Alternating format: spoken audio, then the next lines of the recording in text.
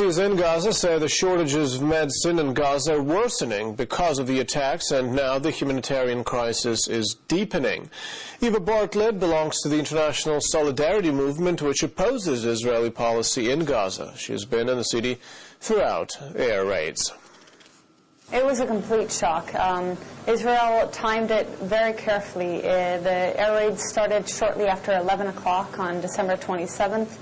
This was a time when students were both leaving school and the next shift of students were heading to school. So there was a lot of activity on the streets with young people, with people heading to mosques, with people engaging in normal activities. The attacks occurred simultaneously across the Strip. In reality, it was attacks on police stations, police posts, and many civilian buildings, such as universities, schools, and more recently a campaign of targeting mosques.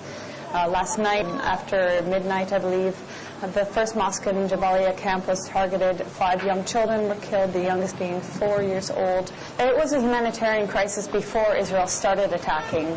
Israel had imposed a siege on Gaza, which had brought hospitals to their knees. Hospitals were in dire need of medicines, basic medicines, antiseptics, medicines for cancer patients, dialysis machines, patients with kidney problems. Cancer patients were not getting treatment. People needing treatment outside of Gaza were not being permitted to leave Gaza. The toll of deaths related to medical needs and people being prevented from leaving Gaza was, I believe, over 270. This is all before the attacks began.